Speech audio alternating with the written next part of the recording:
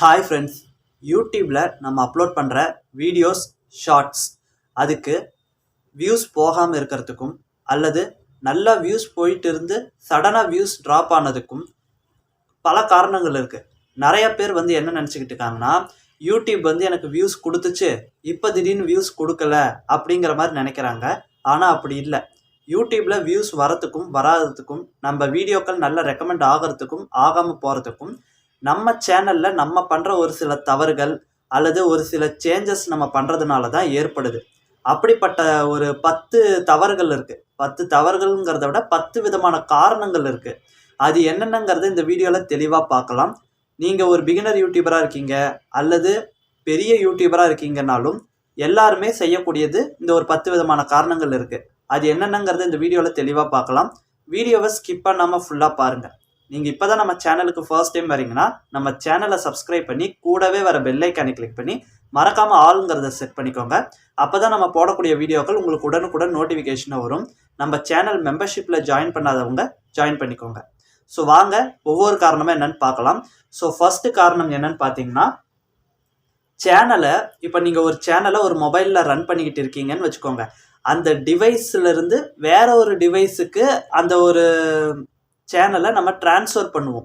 அதாவது இப்போ நீங்கள் ஒரு மொபைலில் ஒரு சேனல் ரன் பண்ணிட்டு இருக்கீங்க, அது மொபைல் ஏதோ ஒரு ஃபால்ட் ஆயிடுச்சு, அந்த மெயில் ஐடி அந்த ஐடி பாஸ்வேர்டை வச்சு நீங்கள் வேற ஒரு டிவைஸில் அந்த சேனல் ரன் பண்ணுறப்ப ஒரு சிலருக்கு, எல்லாருக்கும் இல்லை, ஒரு சிலருக்கு வியூஸ் ட்ராப் ஆகுது. ஓகேங்களா?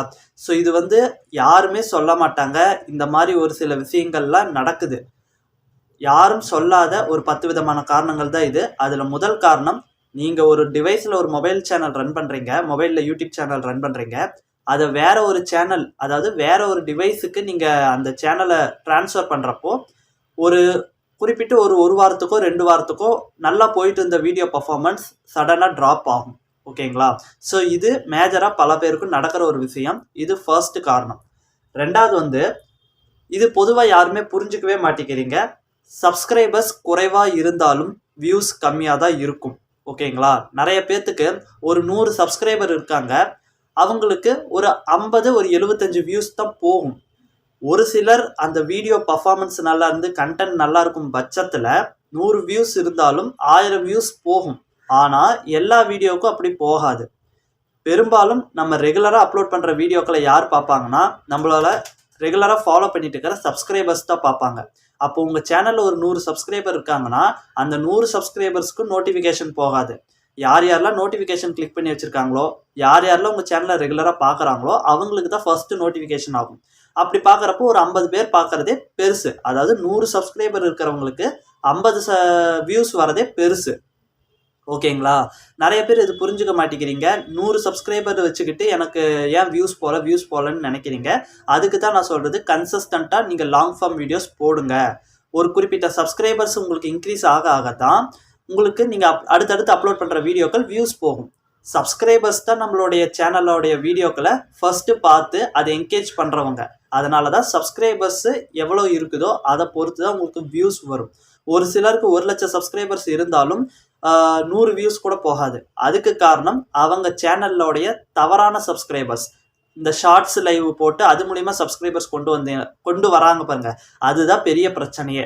நீங்கள் லாங் ஃபார்ம் வீடியோ மட்டும் போட்டு பாருங்கள், 1000 சப்ஸ்கிரைபர் இருக்காங்கன்னா நீங்கள் அப்லோட் பண்ணுற வீடியோ 300லேருந்து 500 வியூஸ் கேரண்டியாக போகும். ஓகேங்களா? ஏன்னா அவங்க எல்லாருமே உங்கள் லாங் ஃபார்ம் வீடியோ பார்த்து வந்த சப்ஸ்கிரைபர்ஸ். அவங்க தான் வேல்யூ சப்ஸ்கிரைபர்ஸ். ஷார்ட்ஸ் லைவ் மூலிமா வர சப்ஸ்கிரைபர்ஸ் அவங்க உங்கள் சேனலுக்கான சரியான சப்ஸ்கிரைபர்ஸாக இருக்க மாட்டாங்க.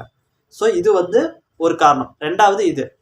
மூணாவது என்னன்னு பார்த்தீங்கன்னா, சப்ஸ்கிரைபர்ஸுக்கு பிடிக்காத வீடியோ. இதுவும் அதோட ரிலவெண்ட்டானது தான். அதாவது நீங்கள் ஒரு குக்கிங் சேனல் ரன் பண்ணுறீங்க, 0 சப்ஸ்கிரைபர்லேருந்து முதல் 100 சப்ஸ்கிரைபர் வரைக்குமே குக்கிங் வீடியோஸ் போட்டு சப்ஸ்கிரைபர்ஸை டியூன் பண்ணி கொண்டு வந்திருக்கீங்க. இப்போ உங்கள் சேனலில் இருக்கிற அந்த 100 சப்ஸ்கிரைபர்ஸுமே குக்கிங் வீடியோ பிடிச்சி போனவங்க. சடனாக உங்களுக்கு குக்கிங் பிடிக்கல, நான் வேறு எதாவது ட்ரை பண்ணுறேன் அல்லது மிக்சடு கண்டென்ட்டாக போடுறேன், ஒரு நாளைக்கு விலாகு போடுறேன், ஒரு நாளைக்கு காமெடி வீடியோ போடுறேன், இந்த மாதிரி மாற்றி மாற்றி போடுறப்போ குக்கிங் வீடியோ ரசித்து உங்கள் சேனலை சப்ஸ்கிரைப் பண்ணவங்க நீங்கள் அப்லோட் பண்ணுற மற்ற வீடியோக்கள் காமெடி விலாகை பார்க்க மாட்டாங்க. அவங்க அந்த நோட்டிஃபிகேஷன் வந்தால் கிளிக் பண்ண மாட்டாங்க, வீடியோவை கொஞ்சம் கூட ஃபுல்லாக பார்க்க மாட்டாங்க.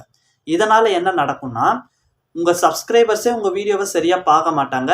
யூடியூப் அல்காரிதம் என்ன நினைக்கும், இவங்க சேனலை சப்ஸ்கிரைப் பண்ண சப்ஸ்கிரைபர்ஸ்க்கே இவங்க வீடியோ பிடிக்கல, அப்புறம் நம்ம இதை யாருக்கு ரெக்கமெண்ட் பண்ணுறதுன்னு அந்த வீடியோவை ரெக்கமெண்ட் பண்ணாமல் போயிடும். ஸோ இது ரொம்ப முக்கியமான மிஸ்டேக் பலரும் பண்ணுறது. நீங்கள் ஒரு நீச் எடுத்துக்கிட்டிங்கன்னா அதே நீச்சிலேயே கண்டினியூவாக வீடியோ போடுங்க. கண்டென்ட் மாற்றவே மாற்றாதீங்க. அது ஷார்ட்ஸ் வீடியோவாக இருந்தாலும் லைவ் வீடியோவாக இருந்தாலும் எல்லாருக்கும் ஒரே கண்டென்ட்டாக போங்க.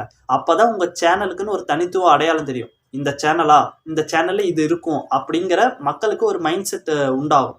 ஸோ அதனால் கண்டென்ட் மாற்றினாலும் உங்கள் சப்ஸ்கிரைபர்ஸ் பார்க்க மாட்டாங்க. அதனாலையும் வியூஸ் வராததுக்கு ஒரு மிக முக்கியமான காரணமாக இருக்கணும். இப்போ நான் சொல்கிறது எல்லாமே பலரும் சொல்லாத ஒரு சில விஷயங்கள். ஸோ அதனால் வீடியோவை ஸ்கிப் பண்ணாமல் பார்த்தீங்கன்னா தான் இன்னும் நான் என்னென்ன சொல்ல போகிறேங்கிறது உங்களுக்கு புரியும். ஓகேங்களா? ஸோ இது 3வது விஷயம். 4வது வீடியோ கவுண்ட் குறைத்தல். இது என்னடா புதுசாக இருக்குது அப்படின்னு பார்த்தீங்கன்னா, ஆமாம், நீங்கள் சேனல் ஸ்டார்ட் பண்ணதில் இருந்தே டெய்லி ஒரு வீடியோ போட்டுக்கிட்டே இருப்பீங்க.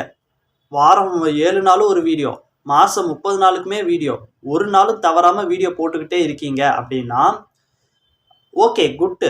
ஆனால் அதை அப்படியே நீங்கள் மெயின்டைன் பண்ணணும்.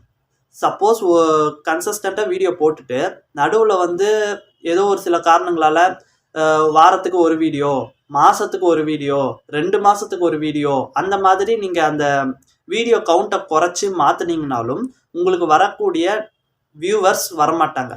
ஏன்னா நீங்கள் டெய்லி வீடியோ போடுறப்போ டெய்லி ஆடியன்ஸை பிடிச்சிருப்பீங்க. நீங்கள் அதை மாற்றி வாரம் ஒருக்கா போடுறப்போ அந்த ஆடியன்ஸுக்கு சரியான நோட்டிஃபிகேஷன் போகாது. ஓகேங்களா? ஸோ இதுவும் ரொம்ப முக்கியமான ஒரு விஷயம்.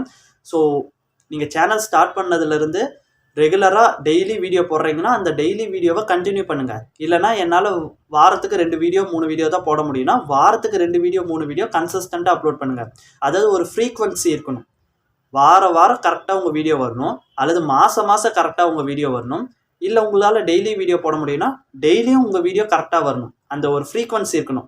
3 நாளைக்கு போடுறது, அப்புறம் 1 வாரம் கழித்து போடுறது, அப்புறம் ஒரு 2 மாதம் 3 மாதம் கழித்து போடுறது, அப்படிலாம் இருந்தீங்கன்னா அந்த ஃப்ரீக்வன்சி மிஸ் ஆச்சுனாலும் உங்களுக்கு சரியாக உங்கள் வீடியோ உங்கள் ஆடியன்ஸுக்கு நோட்டிஃபிகேஷனாக போகாது. ஓகேங்களா? இந்த நோட்டிஃபிகேஷனை பொறுத்த வரைக்கும் உங்களை சப்ஸ்கிரைப் பண்ணவங்களுக்கு மட்டும் நோட்டிஃபிகேஷன் போகாது. உங்களுடைய கண்டென்ட்டை விரும்பி பார்க்குற உங்களை சப்ஸ்கிரைப் பண்ணாத ஆடியன்ஸுக்கு கூட நோட்டிஃபிகேஷன் போகும். அதனால் இந்த ஃப்ரீக்வன்சியை கரெக்டாக மெயின்டைன் பண்ணுங்கள். இது ரொம்ப ரொம்ப முக்கியமான விஷயம். ஓகேங்களா? ஸோ இது 4வது விஷயம். 5வது பார்த்தீங்கன்னா அதிக பேர் அன்சப்ஸ்கிரைப் செய்கிறது. இதுவும் நிறைய பேருக்கு நடக்கும். 1-2 பேர் அன்சப்ஸ்கிரைப் பண்ணால் அது பெரிய விஷயம் இல்லைங்க. தொடர்ந்து ஒரு 10 பேர் 20 பேர்னு திடீர்னு 1 நாள் 2 நாளில் அன்சப்ஸ்கிரைப் பண்ணுறாங்க அப்படின்னா நீங்கள் ஒன்று கண்டென்ட் மாற்றி போட்டிருப்பீங்க, அல்லது உங்கள் ஆடியன்ஸுக்கு பிடிக்காத கண்டென்ட்டாக போட்டிருப்பீங்க, கண்டென்ட்டை சேஞ்ச் பண்ணியிருப்பீங்க. என்னடா இந்த சேனலில் குக்கிங் வரும்னு எதிர்பார்த்து சப்ஸ்கிரைப் பண்ணால் இவங்க ஏதோ காமெடி விளாக் போடுறாங்க அப்படின்ட்டு உங்கள் ஆடியன்ஸ் அன்சப்ஸ்கிரைப் பண்ணுவாங்க. யூடியூப் அல்காரிதத்து படி சப்ஸ்கிரைபர்ஸ் இன்க்ரீஸ் ஆனால் அந்த சேனல் ஒரு நல்ல சேனல். அதே இருக்கிற சப்ஸ்கிரைபர்ஸ் குறைஞ்சா அந்த சேனல் ஏதோ ஃபால்ட் ஆகுது, அந்த சேனல் சரியில்லை அப்படின்னு நினச்சி உங்களுக்கு கொடுத்துக்கிட்டு இருந்த ரெக்கமெண்டேஷனை கட் பண்ணும். ஓகேங்களா? ஸோ இதெல்லாம் தான் அல்காரிதம். இது ரொம்ப முக்கியமான விஷயம். ஸோ அன்சப்ஸ்கிரைப் ஆகக்கூடாதுன்னா நீங்கள் லாங் வீடியோ போடுங்க. ஏன்னா லாங் வீடியோ மூலிமா வர சப்ஸ்கிரைபர்ஸ் அவ்வளோ சட்டுன்னு அன்சப்ஸ்கிரைப் பண்ண மாட்டாங்க. ஏன்னா அவங்க உங்கள் சேனலுக்கு ரொம்ப பிடிச்சி உங்கள் சேனலில் ரொம்ப இம்ப்ரெஸ் ஆகி தான் சப்ஸ்கிரைப் பண்ணுவாங்க. ஷார்ட்ஸ் லைவ் போடாமல் பண்ணுங்கள். அதே மாதிரி கண்டென்ட் மாற்றி போடாதீங்க. கண்டென்ட் மாற்றி போட்டிங்கன்னா நீங்கள் லாங் வீடியோவே போட்டிங்கனாலும் அன்சப்ஸ்கிரைப் பண்ணுவாங்க. ஓகேங்களா? ஸோ இது ரொம்ப முக்கியமான விஷயம். 6வது அதிகமான வீடியோக்கள் டெலீட் பண்ணக்கூடாது. இப்போது நிறைய பேர் ஒரு கண்டென்ட்டில் வீடியோ போடுவாங்க, வேறு ஒரு கண்டென்ட் மாற்றணுன்னே அந்த பழைய கண்டென்ட்டெல்லாம் பிடிக்காம போய் அல்லது ஏதோ பிடிக்காத ஒரு வீடியோ இருந்ததுன்னா அது உடனே டெலீட் பண்ணுவாங்க. அது ஒரு வீடியோ, நீங்கள் யூடியூப்பை பொறுத்த வரைக்கும் ஒரு வீடியோ கூட டெலீட் பண்ணக்கூடாது. இதுதான் க்ரோத்துக்கான மிக முக்கியமான சீக்ரெட். நிறைய பேர் அசால்ட்டாக ஏதோ வாட்ஸ்அப்பில் வச்ச ஸ்டேட்டஸை டெலீட் பண்ணுற மாதிரி பல்காக வீடியோக்களை டெலீட் பண்ணுறீங்க. அப்படி யூடியூப்பில் பண்ணாதீங்க. அது உங்கள் ஒட்டுமொத்த யூடியூப் சேனல் க்ரோத்தே பாதிக்கும். நீங்கள் இவ்வளோ நாள் கஷ்டப்பட்டு ஒரு க்ரோத்தை கொண்டு வந்திருப்பீங்க. நீங்கள் ஒரு வீடியோ டெலீட் பண்ணுறதுனால அந்த மொத்த க்ரோத்துமே அப்போ போயிடும். அப்போ உங்களுக்கு பிடிக்காத வீடியோ இருந்ததுன்னா என்ன பண்ணலான்னா அன்லிஸ்ட்டில் போடுங்க அல்லது ப்ரைவேட்டில் போடுங்க. அதுதான் சேஃப். அதுக்காக தான் யூடியூப் அந்த ஆப்ஷனே கொடுத்துருக்காங்க. ஓகேங்களா? ஸோ அப்படி பண்ணுங்கள். வீடியோவை டெலீட் பண்ணாதீங்க. இன்னும் ஒரு சிலர் பல்காக டெலீட் பண்ணுவாங்க. 10 ஷார்ட்ஸு 20 ஷார்ட்ஸு 10 வீடியோ எல்லாத்தையுமே டெலீட் பண்ணுவாங்க. ஒரு 50 போஸ்ட் வீடியோவில் போட்டிருப்பாங்க. வீடியோக்கள் ஷார்ட்ஸ்கள் சேர்த்தி 50 சட்டுன்னு ஒரே நாளில் டெலீட் பண்ணுவாங்க. அப்படிலாம் பண்ணிங்கன்னா அடுத்தடுத்து நீங்கள் போடுற வீடியோக்களுக்கு சுத்தமாக வியூஸ் போகாது. இதுதான் காரணம். நல்லா வியூஸ் போயிட்டு இருக்கு, சடனாக வியூஸ் போகலன்னு சொல்கிறீங்க பாருங்க. அதுக்கு மிக முக்கியமான காரணங்கள் இந்த மாதிரி நீங்கள் பண்ணுற மிஸ்டேக் தான். நம்ம பண்ணுற மிஸ்டேக்னால தான் நமக்கு வியூஸ் போலையே தவிர யூடியூப் இவங்களுக்கு வியூஸ் கொடுக்கணும், இவங்களுக்கு வியூஸ் கொடுக்கக்கூடாதுன்னு எந்த ஒரு பாரபட்சமும் பார்க்காது. நல்லா புரிஞ்சுக்கோங்க. ஸோ இது அதிகமான வீடியோக்கள் டெலீட் பண்ணக்கூடாது. 7வது ரொம்ப முக்கியமான விஷயம், கம்யூனிட்டி ஸ்ட்ரைக்கு வாங்கவே கூடாது. ஒரு யூடியூப் சேனலுக்கு ரொம்ப கெடுதல். கம்யூனிட்டி ஸ்ட்ரைக்குனா யூடியூப் ஒரு சில விதிமுறைகள் வச்சிருக்கு. அந்த விதிமுறைன்னா ஒருத்தரை கொல்ற மாதிரி, ரத்தம் தெறிக்கிற மாதிரி, ரொம்ப மக்களுக்கு தீங்கு விளைவிக்கக்கூடிய, மக்களுடைய பணத்தை திருடக்கூடிய, அறிவை திருடக்கூடிய ஒரு சில முக்கியமான விஷயங்கள்லாம் இருக்குது.